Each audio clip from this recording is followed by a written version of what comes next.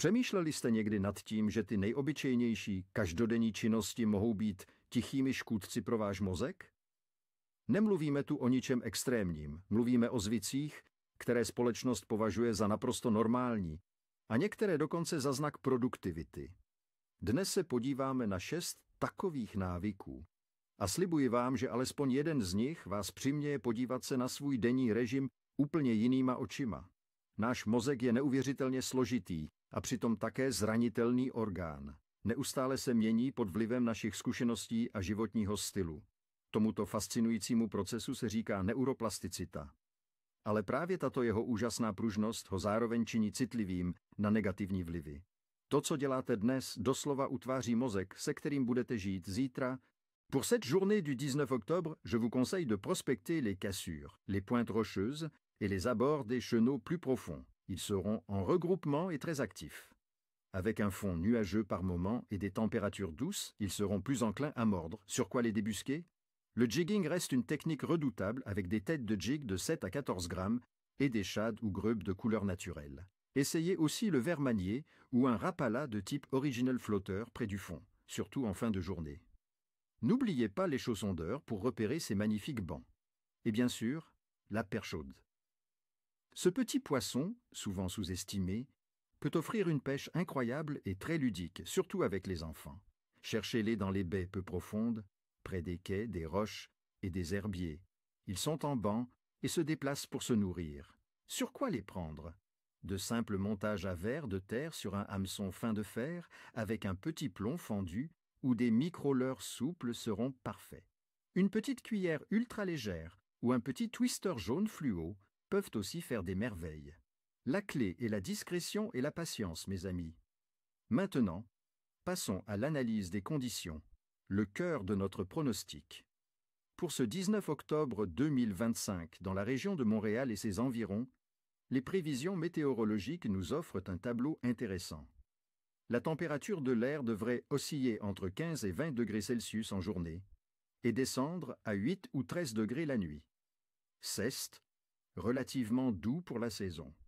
Le ciel sera partiellement nuageux avec quelques éclaircies et un léger risque de faibles averses, ce qui est souvent une bonne nouvelle pour la pêche, car ça diminue l'intensité lumineuse que certains poissons n'apprécient pas. N'oubliez pas de liker cette vidéo si vous avez trouvé ces conseils utiles et de vous abonner pour ne rien manquer de nos prochaines aventures. Et surtout, dites-moi en commentaire, quels sont vos plans pour cette journée? Sur quoi allez-vous pêcher? Partagez vos astuces, j'ai hâte de vous lire. C'est une fenêtre à ne pas négliger pour vos plus belles prises. Alors, quelles sont nos cibles du jour et comment les aborder? L'automne est une période clé où nos amis les carnassiers se préparent activement pour les mois froids, ce qui signifie qu'ils sont en pleine frénésie alimentaire. Commençons par la puxitelitement perchée, notre petite teigne rayée. Où chercher? Les perches se regroupent souvent en banc à cette saison, cherchant des zones riches en alevins. Je vous conseille de les chercher le long des bordures, près des structures immergées, comme les herbiers denses en décomposition, les pontons ou les piles de ponts. Elles apprécient aussi les zones où la profondeur passe rapidement de 3 à 6 mètres. Sur quoi pêcher? Pour la perche, les leurres souples de petite taille, entre 5 et 8 cm, sont très efficaces. Pensez aux grubes, aux shad avec une queue fine et mobile, ou aux finesses. L'animation doit être rapide et saccadée, imitant une proie fuyante. N'hésitez pas à varier les profondeurs pour trouver le banc actif. Une petite cuillère tournante peut aussi faire des merveilles en début et fin de journée. Passons au brochette, le roi de nos eaux. Où chercher? Le brochet sera à l'affût, embusqué. Recherchez-le dans les zones peu profondes près des rives, des roseaux, des herbiers restants ou des souches et arbres immergés. Les zones avec de légers courants et une bonne concentration de poissons fourrage sont des spots de choix. La couverture nuageuse prévue pourrait le rendre plus audacieux à chasser près de la surface. Sur quoi pêcher? Pour le brochet, un bon vieux spinnerbait, un jerkbait ou un gros swimbait d'une dizaine à 15 cm peut déclencher l'attaque. Les couleurs naturelles comme le vert olive ou le marron, mais aussi des teintes plus flashy par temps couvert, peuvent faire la différence. Takže ten první zlozvyk, co se zdá tak nevinný, nedostatek spánku. No kdo z nás už neobětoval pár hodin spánku kvůli práci nebo třeba nějakému zajímavému seriálu? Často si říkáme, to nic, o víkendu se dospím, jenže to je jeden z největších a nejnebezpečnějších omylů, co se týče našeho mozku. Představte si, že váš mozek je takové rušné velkoměsto. Přes den v něm vzniká spousta odpadu, toxické bílkoviny, zplodiny jeho činnosti. A když pak večer usnete, vyjede do ulic toho města taková speciální úklidová služba. Říká se jí glymfatický systém. Během hlubokého spánku se mozkové buňky trošku smrsknou a vzniklými kanálky začne proudit mozkomíšní mok. Ten pak doslova odplaví všechen ten denní nepořádek, co se tam nahromadil. Je to takový generální úklid na buněčné úrovni. A právě tady se dostáváme k tomu nejdůležitějšímu. Jedním z hlavních jedů, který se takto v noci odplavuje, je ten smutně proslulý beta-amyloidní protein. Vědci jeho hromadění přímo spojují s rozvojem Alzheimerovy choroby. Když se ale pravidelně nevyspíte, prostě těm uklízečům nedovolíte, aby si udělali svou práci. Odpad se pak hromadí, den za dnem. Krátkodobě se to projevuje jako taková mlha v hlavě. Jste podráždění a máte problémy se soustředěním. Vzpomeňte si na ten pocit, když nemůžete najít to správné slovo. Určitě to znáte. To není jen taková obyčejná únava, to je váš mozek, který se doslova dusí ve vlastním odpadu. Takže každá noc s dostatkem spánku to není žádný luxus, ale životně důležitá záležitost. La température de l'eau dans nos rivières et lacs belges va poursuivre sa descente progressive, se situant probablement entre 13 et 15 degrés Celsius dans les eaux intérieures. En mer du Nord, elle sera légèrement plus fraîche, autour de 12 à 14 degrés Celsius. Cette température est parfaite, pas trop froide pour ralentir le métabolisme des poissons, mais suffisamment fraîche pour stimuler leur appétit avant l'hiver. Concernant la phase lunaire, le 19 octobre 2025 correspondra à la phase de dernier croissant, avec une visibilité d'environ 4 à 6%. Nous serons donc très proches de la nouvelle lune, qui aura lieu le 21 octobre.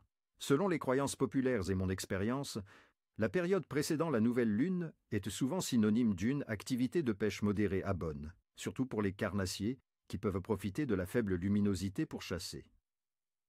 L'activité générale des poissons en Belgique, en ce mois d'octobre, est à son apogée pour les carnassiers.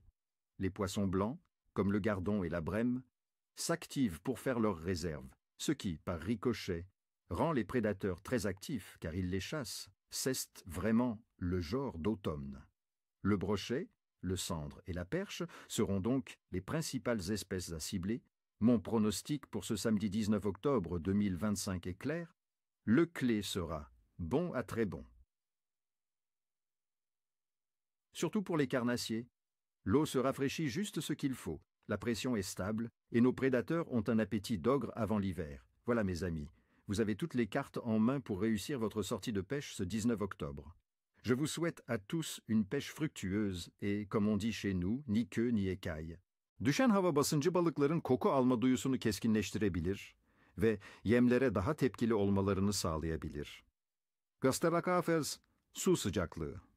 Marmara Denizi'nde Ekim ayı ortalaması olarak su sıcaklığının 18 santigrat derece civarında olması bekleniyor. Bu sıcaklık sonbahar balıkları için hala oldukça uygun. Ancak genel bir soğuma trendi içinde olduğumuzu unutmamak gerek. Su sıcaklığındaki düşüş, balıkların metabolizmasını yavaşlatır ve enerji harcamalarını azaltmak için daha az hareket etmelerine neden olabilir. Bu yüzden, balıkların daha çok besin aradığı belirli saatleri ve bölgeleri hedeflemek önemlidir.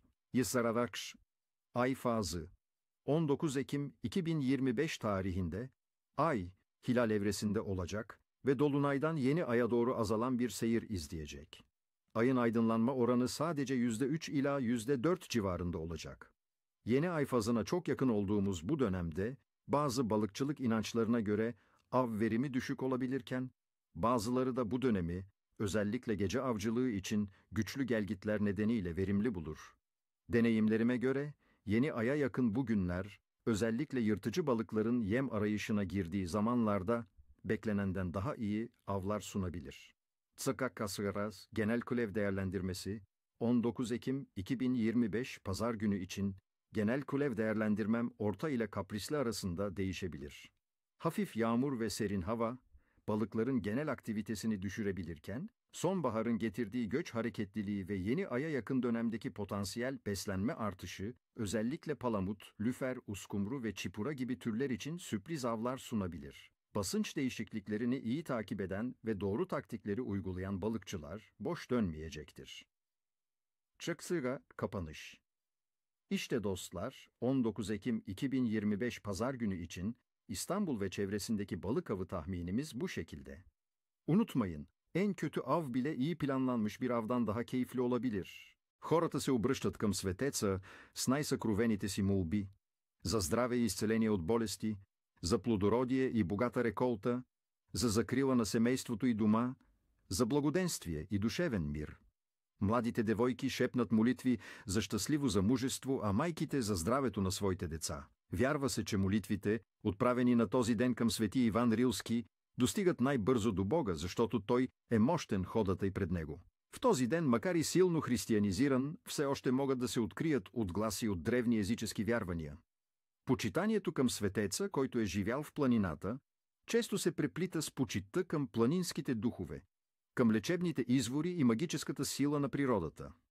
В планините, където той е пребивавал, и до днес се разказват истории за чудотворни извори и скали, които носят отпечатъка на неговото присъствие. Това е ярък пример за синкретизма в българската народна култура, където християнските догми са се преплели с вековни предхристиянски ритуали и убеждения, създавайки уникална палитра от вярвания. Представете си края на 9 век малкото селце Скрино, разположено в полите на Велбъщските планини, днешна България. Там около 876 година се ражда момче, предопределено да стане един от най-големите духовни стълбове на българската нация – бъдещият свети Иван Рилски. От ранна възраст той проявява необикновена набожност и откъсване от светските суети. Още като дете той чува зова на пустинята, зова на уединението, където може да се посвети изцяло на Бога. След като раздава цялото си имущество на бедните и осиротелите, жест, който показва дълбочината на неговата вяра и отказ от материалното, Иван се оттегля в дивите предели на Рила планина. Неговият живот там е низ от лишения и непрестанни молитви. Той живее в хралупа на дърво, после в каменна пещера, храняйки се само с диви билки и корени, които природата му предоставя. Но това не е живот на отчаяние, а на духовно израстване. Това е знак, че природата ще даде възможност на земята да диша, преди да я покрие с плътна снежна покривка. Ако вятърът духа от изток, очаквайте продължително лошо време и студена зима. Източният вятър се свързва с носене на студ и неблагоприятни промени, особено в планинските райони, където е живял светецът. Ако по дърветата все още има много листа, зимата ще бъде дълга и студена, а пролетта ще закъснее. Листата, които се съпротивляват на падането, са символ на упорството на зимата. Много жълъди по дъбовете предсказват богата реколта през следващата година. Жълъдите са символ на изобилие и благоденствие, а тяхното количество е пряк показател за предстоящото плодородие. Ако видите паяк да плете мрежа, това е добър знак за дома. Предвещава късмет и благоденствие, пази от зли очи. Паяците се смятат за пазители на дома, а техните мрежи за уловители на лоши енергии. Да намерите пари на този ден счита се за голям късмет и предвещава финансово благополучие. Не ги давайте веднага, а ги носете със себе си като талисман за привличане на още повече пари. Вярва се, че тези пари са пратени от светеца като благословия. Ако на прага ви се появи непознато животно, котка, куче, не го прогонвайте, а го приютете. Това е знак за благословия и защита от нещастия. Животното носи със себе си добра вест или е пратеник на добри сили, които ще пазят дома ви. Нощта срещу 19 октомври е особено важна за тези, които търсят знаци и предсказания. Счита се, че сънищата в тази нощ носят послания от висши сили, често свързани с благословението или предупреждението на свети Иван Рилски. Затова е важно да ги запомните и да се опитате да ги разтълкувате. Ако сънувате ясни светли сънища, те са знак за добри новини, късмет и успех в начинанията ви. Всяко премеждие ще бъде преодоляно, а усилията ви възнаградени. Често имат дарба за пророчество или силно развита интуиция, която им помага да предвиждат събития. Могат да бъдат отлични лечители, учители или духовни водачи, вдъхновявайки другите със своя пример. Тяхната житейска мисия често е свързана с разпространение на доброта, знание и светлина. Трябва да внимават да не се поддават на гордост и да останат смирени, подобно на своя небесен покровител. На 19 октомври своя имен ден празнуват всички, които носят имената Иван, Иво, Йоан, Жан, Иванина, Ивет, Яна, Янина, както и Рилка, в чест на рилския чудотворец. Нека вземем за пример името Иван. Произлиза от еврейското Йоханан, означаващо Бог е милостив. Хората с това име често са силни духом, с висок морал и чувство за отговорност. Те са трудолюбиви, упорити и се стремят към съвършенство във всичко, с което се захванат.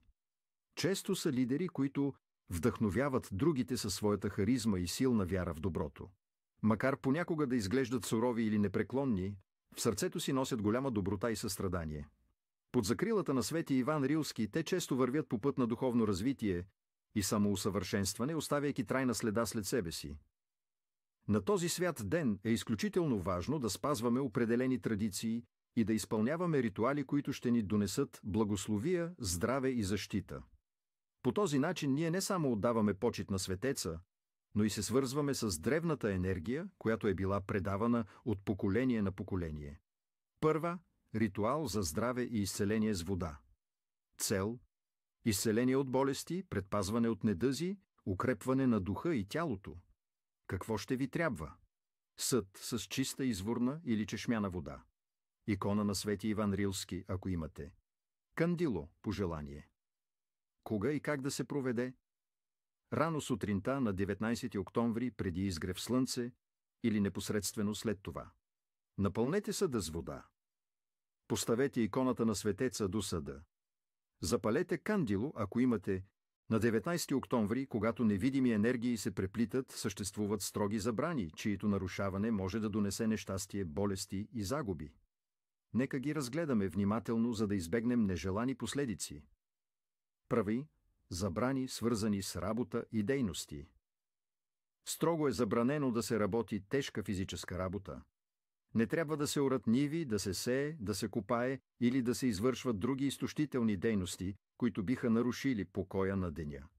Вярва се, че всеки, който се труди прекомерно на този ден, ще бъде настигнат от болести и умора през цялата година, а трудът му няма да бъде благословен. Не бива да се шие, плете или бродира. Тези дейности се асоциират с заплитане на съдбата или завързване на късмета. Според поверието, който шие на този ден, ще си зашие пътя към щастието и ще претърпи неуспехи. Плетенето може да заплете болест в семейството, а бродирането да избродира бедност. Не е добре да се пере. Вярва се, че изпраните дрехи на този ден ще привличат болести или ще отмият благословията от дома. Водата, използвана за пране, се свързва с оттичането на късмета. Вторкомвата – социални и междуличностни забрани. Избягвайте кавги, спорове и лоши мисли. На този свят ден е изключително важно да запазите душевен мир и хармония. Всяка негативна емоция, гняв или обида, отправена към друг човек, се смята за голям грях. Според народните вярвания, който се кара на 19 октомври, ще си навлече дълготрайни проблеми с близките и ще прекара цялата година в раздори. Злословието може да се върне като бумеранг и да навреди на самия вас. Не завиждайте и не таете злоба. Свети Иван Рилски е символ на чистота и смирение. Завистта и злобата замърсяват душата и могат да привлекат нещастия. Вярва се, че тези, които хранят такива чувства на този ден, ще бъдат наказани с загуба на благополучие и вътрешен мир. Не отказвайте помощ на нуждаещ се. Ако някой ви помоли за подкрепа, не го отхвърляйте. Нека се пренесем назад във времето, в далечния 9 век, когато се ражда една от най-светлите личности в българската история. В скромното село Скрино, недалеч от Струмската долина, проплаква бъдещият небесен покровител. Иван израства в набожно семейство, но още от малък душата му копнее за нещо повече от земните дела. Той е тих, смирен и постоянно търси осамотение, за да се отдаде на молитва и размисъл. Легендата разказва, че още като младеж Иван претърпява тежка загуба. Родителите му умират, а по-късно и целият му добитък е откраднат. Тази трагедия го тласка към още по-дълбоко осъзнаване на преходността на земния живот и го подтиква да се откаже от светските блага. Той раздава малкото си имущество на бедните и приема монашество. Първоначално Иван се подвизава на различни места, търсейки идеалното убежище за своята аскеза. Той живее в хралупа на дърво, после в камениста пещера, хранейки се само с диви билки и корени, които сам намира. Мълвата за неговата святост обаче бързо се разнася. Хора от всички краища започват да го търсят за съвет, за изцеление, за утеха. Един от най-известните му чудеса е, когато разбойници открадват малкото му имущество, глинено гърне, с което събирал вода. Светия Иван не се разгневява, а напротив, моли се за душите им. Когато разбойниците се опитват да избягат с плячката, те се озовават в омагьосан кръг, неспособни да намерят пътя си. Уплашени и разкаяни, те се връщат при стареца, молейки за прошка.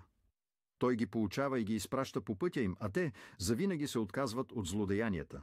Друга история разказва как самият цар Петър I, чувайки за славата на рилския отшелник, пожелава да го посети. Светецът обаче отказва да приеме царски дарове, изпращайки на владетеля само няколко думи на смирение и предупреждение за суетата на земната власт. Въпреки това, Иван не отказва да се срещне с царя, давайки му духовни напътствия.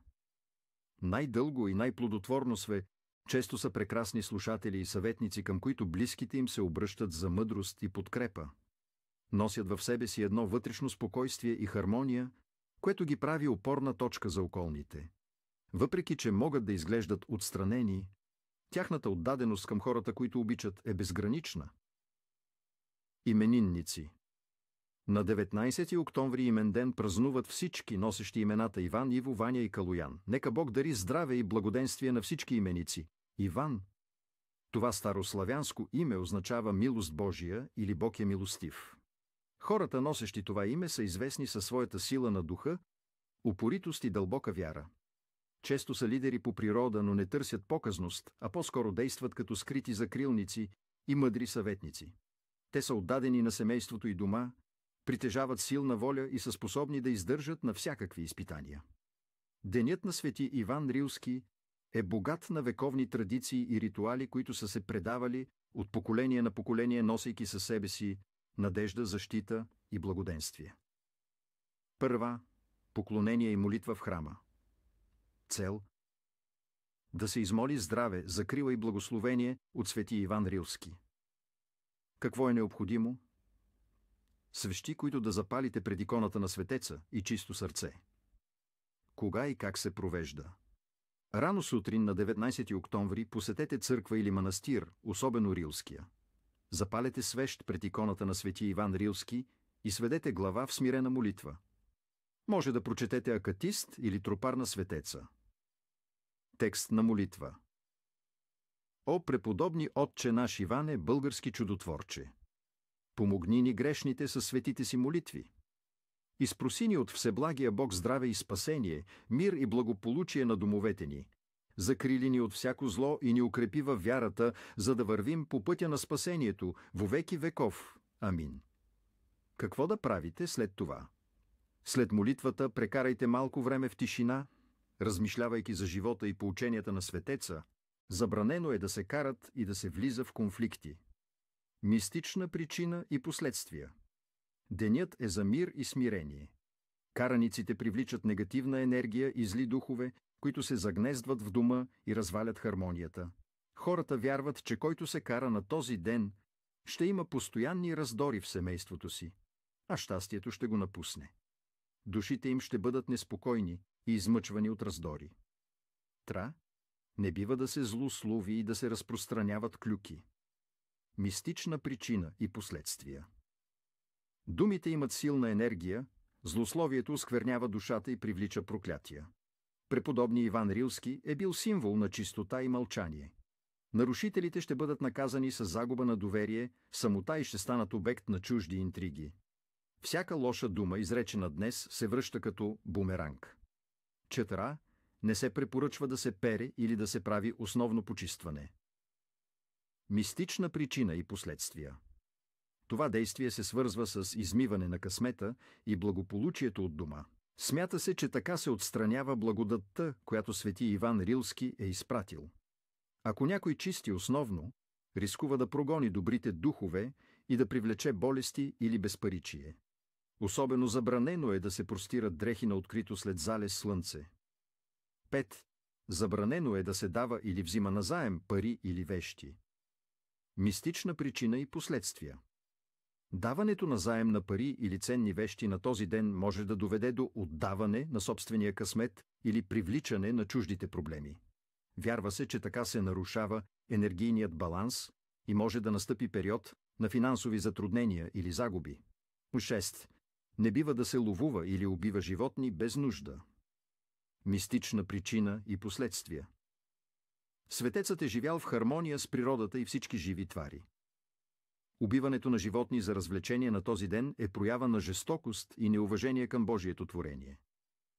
Това може да донесе нещастие на ловеца, да го лиши от бъдещ късмет в лова или да привлече болести и несполуки. Dans les traditions païennes qui précédaient, cette période était déjà propice à l'invocation des forces protectrices, à l'apaisement des esprits de la nature avant l'arrivée de la saison froide, et à la recherche de signes pour guider les communautés à travers les défis à venir. Le christianisme, en superposant ses saints aux anciennes fêtes, a souvent enrichi, sans effacer, ses profondes racines mystiques. Pour comprendre pleinement l'essence de ce jour, nous devons nous immerger dans le destin de saint René Goupil. Imaginez un jeune homme né au cœur de l'Anjou, en France, au début du XVIIe siècle. Un homme d'une foi ardente, qui choisit de s'engager auprès de la Compagnie de Jésus, les Jésuites. Son chemin le mène loin de sa patrie, vers les terres inconnues et périlleuses de la Nouvelle-France, ce que nous connaissons aujourd'hui sous le nom de Canada. René Goupil n'était pas un prêtre, mais un frère donné, un infirmier, un homme dont les mains étaient dédiées à soigner les corps et à réconforter les âmes. En cette contrée sauvage, où les colons européens tentèrent de s'établir et de propager leur foi, les tensions avec les peuples autochtones étaient vives. René Goupil accompagne le père Isaac Jogues lors d'une mission périlleuse. Le destin les frappe le 13 août 1642. Ils sont capturés par un groupe de guerriers iroquois, plus précisément des Agniers, alliés des Mohawks. Ce qui suit est une épreuve d'une cruauté inimaginable. En captivité, René est soumis à d'horribles tortures. Ses ongles sont arrachés, ses doigts broyés, son corps battu sans relâche. Mais au milieu de cette barbarie, sa foi ne vacille pas. Au contraire, elle s'illumine. Il continue d'apporter du réconfort à ses compagnons, de prier avec ferveur. Plus encore, il ose accomplir un acte qui allait sceller son sort. Malgré les dangers, ému par une compassion débordante, il enseigne aux enfants iroquois le signe de croix, ce geste sacré de la chrétienté. Les araignées sont des tisseuses de destin, et leur présence symbolise l'effort, la capture des énergies négatives et l'attraction de la bonne fortune. 8. Un miroir qui se brise ce jour-là, hélas, est un présage de double malheur, particulièrement sur le plan financier. Les miroirs reflètent l'âme et la bonne fortune. Les briser peut disperser ses bénédictions. En cette période délicate, cela amplifie la malchance, menaçant la stabilité matérielle. Les rêves du 19 octobre. Fenêtre sur l'inconscient. Les rêves de la nuit du 19 octobre sont d'une puissance particulière, car le voile est ténu et l'inconscient communique plus librement avec le monde subtil. Rêver de feuilles tombantes signifie la nécessité de lâcher prise sur d'anciennes préoccupations, de se libérer des fardeaux. C'est un symbole de nettoyage, de renouvellement avant un nouveau cycle. Rêver d'une récolte abondante. Si vous rêvez de champs pleins ou de paniers débordants, cela annonce l'achèvement d'un projet, la gratification de vos efforts, mais aussi la nécessité de préserver vos ressources pour les temps à venir. Rêver de brouillard ou de brume indique une période d'incertitude ou des vérités cachées qui sont sur le point d'être révélées. Prêtez attention à ce qui émerge du brouillard dans votre rêve, car cela peut contenir une clé. Rêver d'animaux nocturnes. Un hibou symbolise la sagesse et les secrets à découvrir. Un renard évoque la ruse et l'adaptabilité face aux défis. Un cerf peut représenter la grâce, l'intuition et la connexion à la nature. Rêver d'eau, calme ou agitée. Une eau calme dans un rêve reflète la paix émotionnelle et la sérénité. Une eau turbulente, en revanche, signale une agitation intérieure ou des défis émotionnels à surmonter. Ceux, nés en ce jour, enfants de l'automne mystique. Creusez une petite cavité discrète. Déposez-y délicatement le pain, les grains et versez le miel ou le vin. Pendant que vous couvrez l'offrande avec la terre, murmurez ces mots de gratitude. Esprit de la terre, généreux nourricier, voici notre humble offrande. Nous vous remercions pour vos dons abondants. Veillez sur notre terre durant son repos et préparez les semences pour les jours à venir. Que notre lien demeure fort.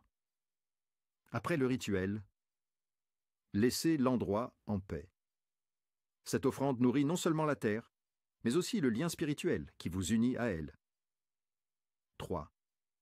La préparation d'une infusion de purification et de vigueur.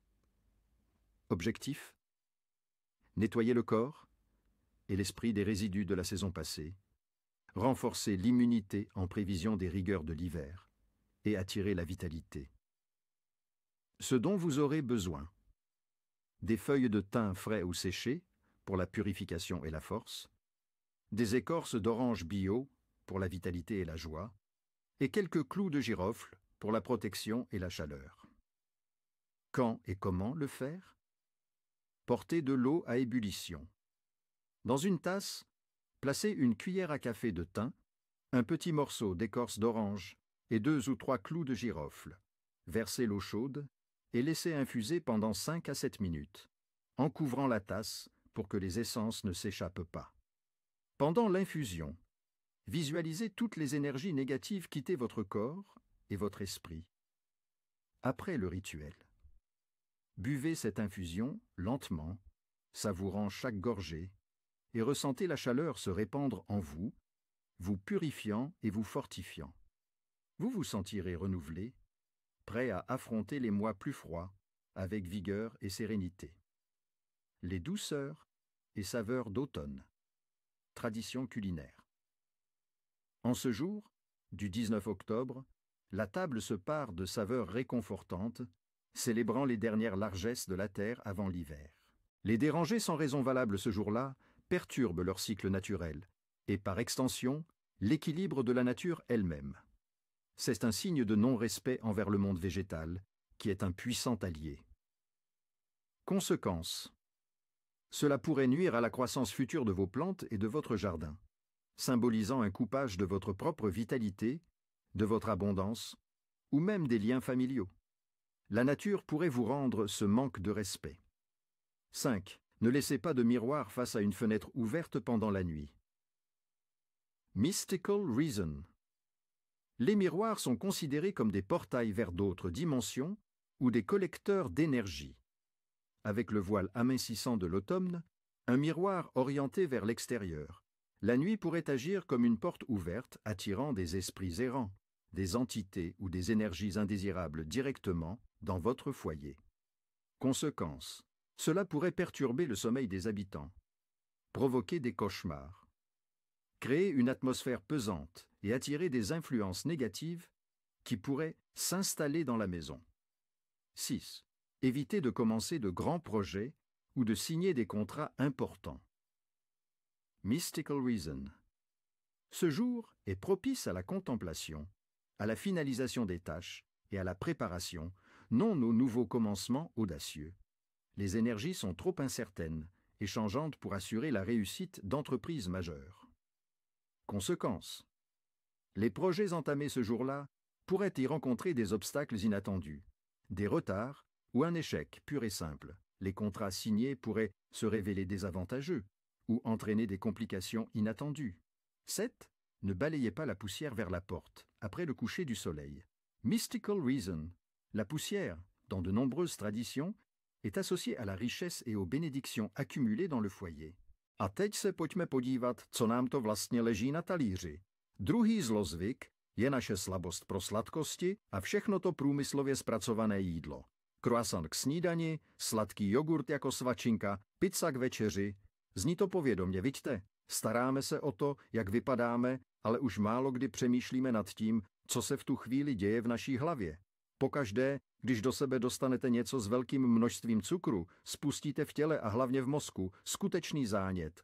Představte si to jako takový malý, ale neustále doutnající ohýnek. Nezačne sice hned pálit, ale pomalu, plíživě poškozuje všechno kolem. V tomto případě jde o vaše cenné mozkové buňky a drobné cévky, které je vyživují.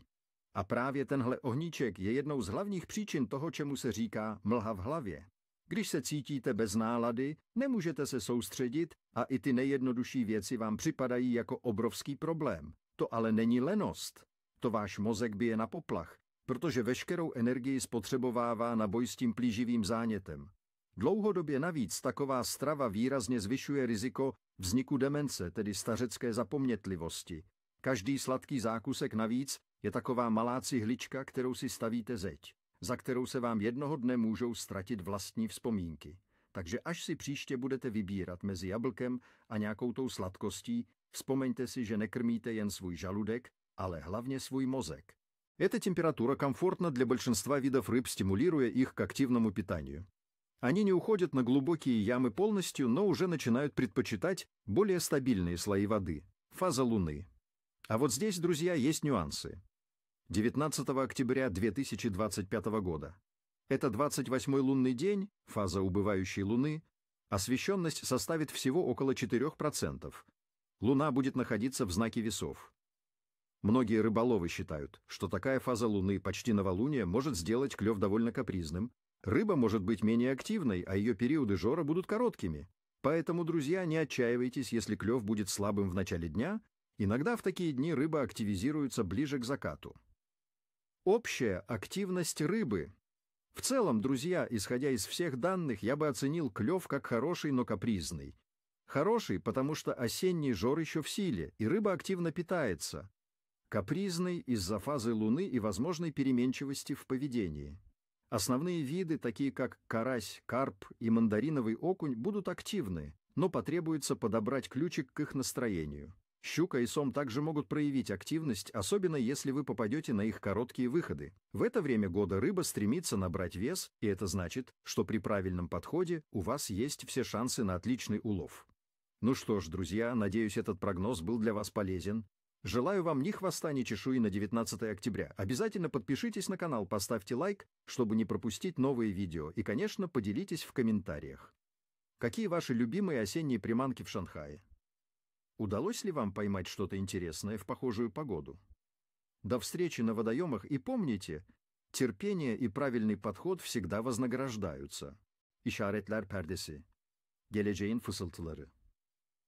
Bu özel günde evrenin bize gönderdiği işaretleri okumak, geleceğe dair ipuçları yakalamak kadim bir gelenektir. İşte 19 Ekim'in işaretler perdesinden sızan bazı önemli fısıltılar. Halk arasında dolaşan işaretler ve anlamları. 1. Hava durumu ve hasat. Eğer 19 Ekim'de hava güneşli ve sıcaksa, kışın sert geçeceğine işaret eder. Hava ne kadar ılıman olursa, kış o kadar soğuk ve uzun olur. Ama eğer bugün yağmur yağarsa, bereketli bir kış ve bol kar beklenir, bu da toprağın suya doyacağı anlamına gelir. 2. Rüzgarın yönü. Eğer rüzgar bugün doğudan eserse, kışın soğuk ve karlı olacağına, batıdan eserse ılıman geçeceğine inanılır. Güneyden esen rüzgar ise, geç ama yumuşak bir kışın habercisidir. 3. Hayvanların davranışı. Kuşların toplu halde güneye göç etmeye başlaması veya sincapların daha fazla kış yiyeceği depolaması, yakın zamanda soğukların geleceğine işarettir. Kedilerin pencere kenarında toplanıp güneşe doğru uzanması ise, havanın uzun süre güzel gideceğine yorumlanır. 4. Ağaçların yaprakları. Eğer bugün ağaçların çoğu yapraklarını dökmüşse, kışın erken geleceği ve sert geçeceği düşünülür. Hala yeşil yapraklar taşıyan ağaçlar ise, kışın gecikeceği ve ılıman olacağı anlamına gelir. 5. Evdeki örümcek ağı. Bugün de evinizde aniden beliren veya artan örümcek ağları, eve bolluk ve bereket geleceğine işarettir. Ancak bu ağları bozmamaya özen göstermek gerekir. Aksi halde şansı kaçırırsınız. 6. Beklenmedik misafir. Eğer 19 Ekim'de beklenmedik bir misafir kapınızı çalarsa, bu size iyi şans ve yeni fırsatlar getireceğine yorumlanır. Misafiri güler yüzle karşılamak, bereketin artmasını sağlar. 7. Yoldan geçen karga. Bugün de yoldan geçerken solunuzdan bir karganın uçtuğunu görürseniz, yakında kötü bir haber alabilirsiniz. Ancak sağınızdan uçan bir karga, iyi haberlerin yolda olduğunu müjdeler. 8. Nasıl yapılır? Sabah erken saatlerde evinizin her köşesini süpürün ve havalandırın. Daha sonra bir kova suya bir avuç iri tuz atın ve içine birkaç adaçayı veya defne yaprağı ekleyin. Bu suyla evinizin zeminlerini, kapı eşiklerini ve pencere pervazlarını silin. Silme sırasında şu niyetle fısıldayın: bu suyla her türlü olumsuzluk, nazar ve kötü enerji evimden uzaklaşsın. Yerine huzur, bereket ve sağlık dolsun. Silme işlemi bittikten sonra kirli suyu evin dışına, toprağa dökün, adaçayını yakın ve dumanıyla evinizi tütsüleyerek, evim kutsal ışıkla çevrili, koruma altında. Amen deyin. 2. Bereket ve hasat çağırma ritüeli. Amaç: yıl boyu maddi bolluk, işlerde başarı ve sofralarda bereket sağlamak. Ne gerekli? 1 avuç buğday veya mercimek, 3 adet bozuk para, küçük bir kırmızı kumaş parçası veya kese, Aziz Hilarion'a adanmış bir mum. İsteğe bağlı. Nasıl yapılır? Akşam güneşi batmaya yakın bir zamanda mutfak masanızın üzerine buğday veya mercimeği yayın. Üzerine bozuk paraları yerleştirin. Buğdayın ve paraların üzerine ellerinizi koyarak kalbinizden gelen bir dua veya şu sözleri fısıldayın: ey yerin ve göğün Rabbi, ey bereketin kaynağı! Bu hasat gününde bana ve evime bolluk, bereket ve rızık ihsan et. Ellerimden çıkan her işim bereketli olsun. Param çoğalsın, sofram şenlensin. Buğdayı ve paraları kırmızı kumaş kesesine koyun ve mutfağınızdaki görünmeyen bir yere saklayın. Kış boyunca bu kese evinizin bereketini koruyacaktır. İsteğe bağlı olarak ritüel sırasında Aziz Hilarion'a adanmış bir mum yakıp onun şefaatini dileyebilirsiniz. 3. Şifa ve sağlık dileme ritüeli.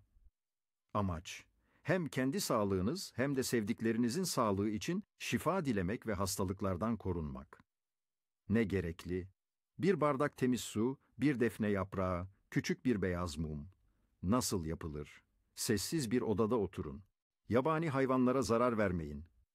Bugün de yabani hayvanlara, özellikle kuşlara veya yabanıl memelilere zarar vermek, kadere küsmeye veya kötü şans getirmeye yol açar. Doğa ve hayvanlar bugünlerde daha kutsal kabul edilir. Onları beslemek veya onlara iyi davranmak iyi şans getirir. Dokusun o eski giysileri veya eşyaları. Yakmayın. Eski eşyaları yakmak, geçmişle olan bağlarınızı şiddetle koparmak anlamına gelir ve yeni başlangıçlara engel olabilir. Geçmişi yakmak yerine onları uygun şekilde elden çıkarmak veya bağışlamak daha doğrudur. Aksi halde eski kötü şanslar geri dönebilir. 10. Ağaç köklerini veya eski mekanları rahatsız etmeyin. Bugün de ağaç köklerine zarar vermek veya eski terk edilmiş yerleri kurcalamak, toprak ruhlarını veya eski enerjileri kızdırabilir. Bu, kötü şansa, hastalıklara veya beklenmedik felaketlere yol açabilir. Doğa ve geçmişin kutsallığına saygı gösterin. Ve böylece 19 Ekim'in Kutsal Sırların Günü'nün derinliklerine bir yolculuk daha yaptık. Unutmayın, kadim bilgiler ve halk bilgelikleri bize sadece geçmişi değil, aynı zamanda şimdiki anı daha bilinçli yaşamamız için yol gösterir. Bu özel günün enerjisini doğru kullanarak hayatınıza bereket, sağlık ve huzur çekebilirsiniz. Bilinçli adımlar atarak kaderinizi yeniden yazın. Yeni keşiflerde buluşmak üzere sevgi ve ışıkla kalın. Isko Ekyab. Přesouváme se k třetímu tichému zabijákovi, kterého jsme si zvykli považovat za pouhou, nevyhnutelnou součást moderního života. Je jim chronický stres. Nemluvíme tu o krátkém návalu adrenalinu, když sotva stihnete vlak. Mluvíme o neustálém podvědomém napětí způsobeném nekonečnými termíny, finančními starostmi nebo složitými vztahy. Váš mozek nerozlišuje mezi skutečnou fyzickou hrozbou a naštvaným e-mailem od šéfa. Pro něj je obojí signál nebezpečí. V reakci na tento signál nadledvinky vyplavují hormon kortizol. V malých dávkách sice mobilizuje síly organismu, ale když stres neustává, hladina kortizolu zůstává trvale zvýšená. A právě tady začíná to nejničivější. Nadbytek kortizolu je totiž toxický pro jednu z nejdůležitějších oblastí mozku, pro hypokampus. Hypokampus je naše hlavní centrum paměti a učení. Představte si ho jako zahradníka, který pěstuje nové vzpomínky a pečuje o ty staré.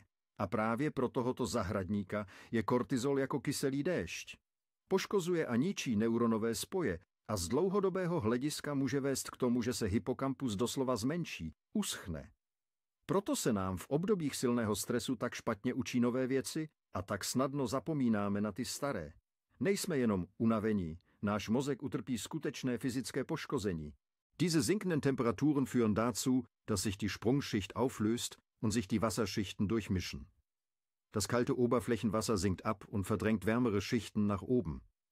Das bedeutet, dass sich die Fische anders verteilen und oft in stabileren, tieferen Temperaturbereichen zu finden sind. Mondphase. Am 19. Oktober haben wir einen abnehmenden Mond mit nur noch rund 6,2% Beleuchtung. Der Neumond steht kurz bevor, am 21. Oktober.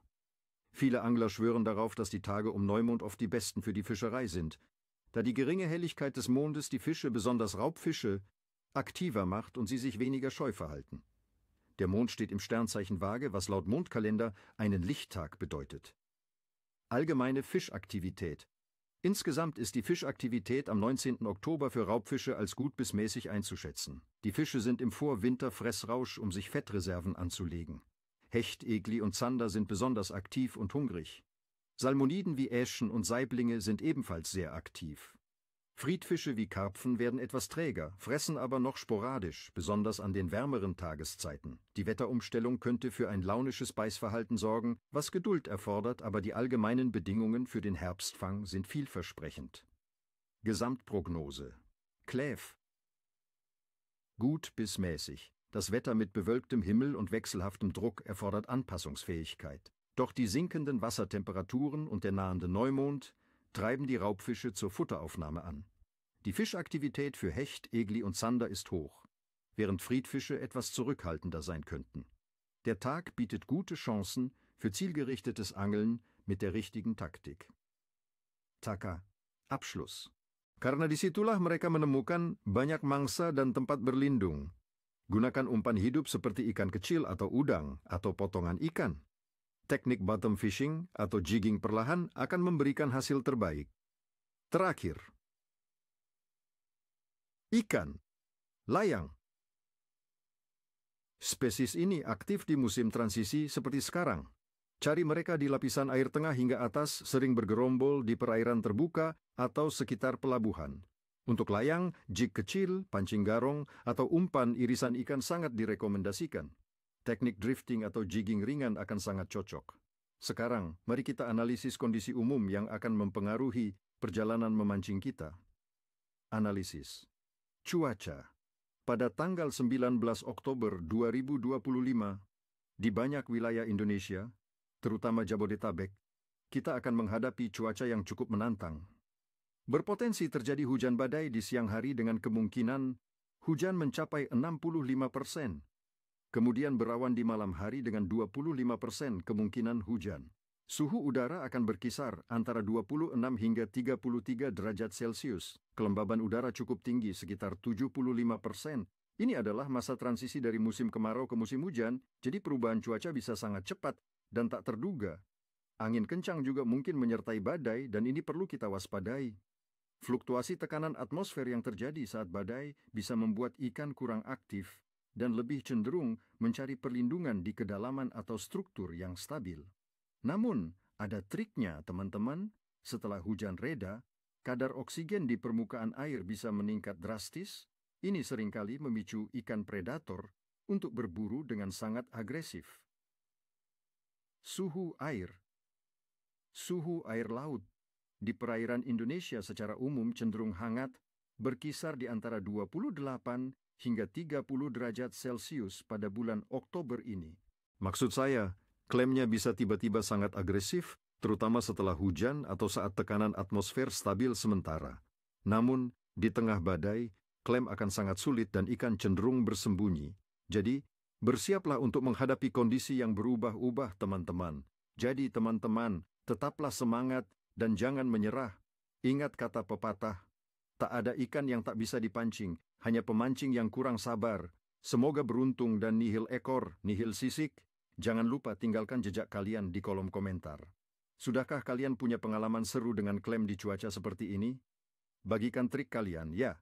Dan pastinya, jangan lupa like, share, dan subscribe channel ini, biar kalian nggak ketinggalan info mancing paling up-to-date.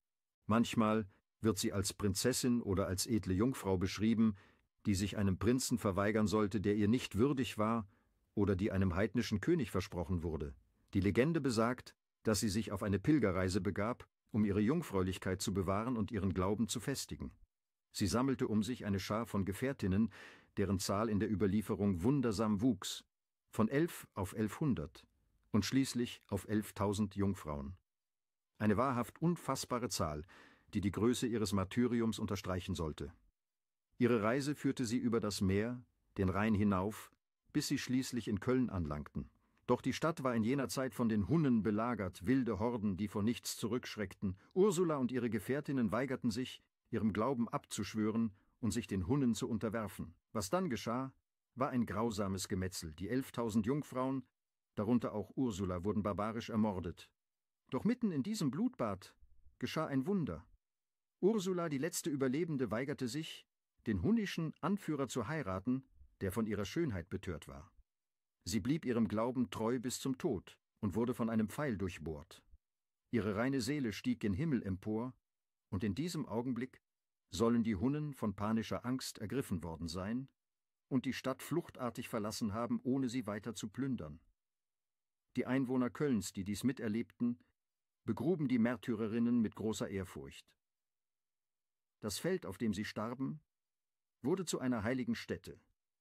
Und über Jahrhunderte hinweg wurden dort immer wieder Gebeine gefunden, die man den Jungfrauen zuschrieb. Die Basilika St. Ursula in Köln zeugt noch heute von dieser unfassbaren Geschichte. Und ihre goldene Kammer beherbergt die Reliquien Tausender? Ursulas Legende ist nicht nur eine Geschichte von Martyrium, sondern auch von unerschütterlichem Glauben, von Schutz und Reinheit, die selbst dem Tod trotzen. Ihre Präsenz, der Widerhall ihres Opfers, liegt über diesen Tagen und erinnert uns daran, dass selbst in größter Dunkelheit das Licht der Hoffnung und des Glaubens niemals erlischt. Zeichen des Schicksals, was uns dieser Tag offenbart. Dieser Übergangstag ist reich an Zeichen und Omen, die uns Hinweise auf die nahe Zukunft geben können, wenn wir nur genau hinschauen und zuhören. Die Natur spricht in dieser Zeit besonders klar zu denen, die ihre Sprache verstehen. Volksweisheiten und Omen. Erst Nebel am Morgen, milder Winter. Wenn der 19. Oktober in dichtem Nebel erwacht, der sich nur langsam lichtet, so deutet dies auf einen milden Winter hin, der wenig Schnee und extreme Kälte mit sich bringt. Die Erde hüllt sich ein, um ihre Wärme zu bewahren. 2. Klare Sicht, strenger Winter. Ist der Himmel am 19. Oktober jedoch strahlend blau und die Luft klar und frisch, so verheißt dies einen harten und schneereichen Winter. Die Weitsicht deutet auf eine bevorstehende Kälteperiode hin, die keine Kompromisse kennt. 3. Viel Laub am Baum. Viel Schnee kommt auf. Wenn an diesem Tag noch ungewöhnlich viel Laub an den Bäumen hängt, besonders an Eichen und Buchen, so bedeutet das, dass uns ein schneereicher Winter bevorsteht. Die Bäume halten ihr schützendes Gewand länger, als ob sie sich auf eine schwere Last vorbereiten. 4. Früher Frost auf den Feldern, gute Ernte im nächsten Jahr. Sollte es in der Nacht zum 19. Oktober bereits Bodenfrost geben, so galt dies als gutes Zeichen für die Fruchtbarkeit des Bodens im kommenden Jahr und verhieß eine reiche Ernte. Der Frost reinigt und kräftigt die Erde. 5. Achtet darauf, alle Ecken und Winkel zu erreichen. Während ihr den Rauch verteilt, sprecht leise oder gedanklich, negative Energien weichen, positive Strömen ein. Mein Heim sei rein, geschützt und klar. Konzentriert euch darauf, dass der Rauch alles Unerwünschte mit sich nimmt. Was danach? Öffnet alle Fenster für mindestens 10–15 Minuten weit, um die alten Energien vollständig aus dem Haus zu leiten. Die Asche des Räucherwerks entsorgt ihr anschließend respektvoll draußen, am besten an einem Ort, wo die Natur sie aufnehmen kann, fernab von eurem Zuhause. 2. Dankesgabe für die Ernte und Segnung der Vorräte. Ziel: Dankbarkeit für die eingebrachte Ernte zeigen, die Naturgeister ehren und um Schutz sowie Reichhaltigkeit für die Wintervorräte bitten, damit kein Mangel im Haus herrscht. Was wird benötigt? Eine kleine Auswahl an späten Ernteprodukten, zum Beispiel ein Apfel, einige Nüsse, ein kleines Stück Brot oder ein paar getrocknete Kräuter. Ein kleiner Teller oder eine Schale. Wann und wie durchführen? Am frühen Abend, wenn die Sonne zu sinken beginnt. Legt die ausgewählten Produkte auf den Teller und platziert diesen auf einem Fensterbrett oder einer kleinen Anrichte, die nach außen zeigt oder in der Nähe des Vorratsschrankes ist. Sprecht dabei: Dank sei der Erde, Dank sei der Zeit, die uns reichlich gab. Mögen unsere Vorräte halten, mögen wir den Winter überstehen, in Fülle und Gesundheit. Visualisiert dabei, wie euer Haus gut versorgt ist. Was danach? Lasst die Gabe über Nacht stehen. Am nächsten Morgen könnt ihr die Gaben essen, wenn sie noch genießbar sind. Oder sie der Natur zurückgeben, indem ihr sie unter einen Baum legt. Dreh, Kerzenritual zur Ahnenerinnerung und zum Schutz. Grund: Dieser Tag ist ein Vorbote des Winters, einer Zeit, in der die Familie eng beieinander sein muss. Streit und Disharmonie öffnen Türen für negative Energien und können das häusliche Glück für die gesamte kalte Jahreszeit trüben. Folgen: Wer sich an diesem Tag streitet, riskiert, dass der Frieden im Haus zerbricht und sich die schlechte Stimmung über Wochen oder Monate hinzieht. Es könnte zu Entfremdung und anhaltendem Unglück in der Familie kommen. 4. Kein dreckiges Geschirr über Nacht stehen lassen. Grund: Unaufgeräumtes Geschirr über Nacht lockt nicht nur Ungeziefer an, sondern zieht auch negative Energien und Armut ins Haus. Es symbolisiert Unordnung und Respektlosigkeit gegenüber dem Haushalt und den darin wohnenden Geistern. Folgen: Dies kann zu finanziellem Mangel führen und das Gefühl von Chaos und Unglück im Haus verstärken. Man glaubte, dass es auch kleine ärgerliche Unglücke und Missgeschicke anzieht. 5. Kein Klatschen oder schlecht über andere reden. Grund: Das Klatschen und das Verbreiten negativer Gerüchte sind besonders an diesem Tag verboten, da es die eigene Aura schwächt und negative Energien anzieht, die auf den Klatschenden zurückfallen. Die Worte haben in dieser Zeit eine besondere Macht. Folgen: Wer sich diesem Verbot widersetzt, muss damit rechnen, dass das Schlechte, das er über andere sagt, dreifach auf ihn selbst zurückfällt. Es kann zu Missverständnissen, sozialen Ausgrenzungen oder sogar zu Krankheiten führen. 6. Keine großen neuen Projekte oder Hochzeiten beginnen. Grund: Der 19. Oktober ist ein Tag des Übergangs und der Unsicherheit. Große lebensverändernde Entscheidungen oder Neuanfänge wie Hochzeiten oder der Kauf eines Hauses könnten unter einem schlechten Stern stehen, da die Energien noch nicht stabil sind. A tak se dostáváme ke 4. návyku, který se v naší době technologií stal skutečnou pohromou. Je to sociální izolace. A nemluvím teď o lidech, kteří žijí v hlubokém lese, mluvím o nás, o vás, obklopených tisíci přáteli na sociálních sítích, ale přesto se cítících neuvěřitelně osaměle. I kdybyste byli introverti a čerpali energii ze samoty, úplná absence živého kontaktu, to je pro váš mozek alarmující signál. Jde o to, že náš mozek je od přírody sociální orgán. Miliony let evoluce ho naučili, že být součástí skupiny znamená být v bezpečí. A být sám, to znamená být v nebezpečí. Když zůstaneme dlouho bez osobních kontaktů, mozek přepne do režimu přežití. Začne vnímat svět jako nepřátelštější místo, což podporuje chronický stres, o kterém jsme už mluvili. Ale to ještě není všechno. Živá komunikace. To je možná ten nejlepší a nejkomplexnější trénink pro mozek. Během běžného rozhovoru zároveň zapojujete desítky oblastí, posloucháte a analyzujete řeč, čtete neverbální signály, aktivujete paměťová centra, abyste si vzpomněli na potřebné informace a zapojujete prefrontální kůru, abyste formulovali odpověď. to je skutečný fitness pro neurony. Tím, že se o to připravujete, ochuzujete mozek o nezbytnou zátěž a ten stejně jako sval bez cvičení začne postupně atrofovat. Non è raro trovare invocazioni per la protezione contro il male, per la guida nei momenti di oscurità e per un cuore aperto alla grazia divina. È interessante notare come, al di sotto di queste celebrazioni cristiane, affiorino spesso sottili ma persistenti radicamenti in antiche credenze pagane legate al ciclo della terra. L'autunno era per le culture precristiane il tempo in cui il velo tra i mondi si assottigliava, favorendo la comunicazione con gli spiriti degli antenati e le divinità chetonie. La devozione alla sofferenza e al sacrificio del santo potrebbe inconsciamente risuonare con antichi riti di morte e rinascita della terra, in cui si onoravano le divinità del raccolto e si chiedeva protezione per l'inverno in arrivo.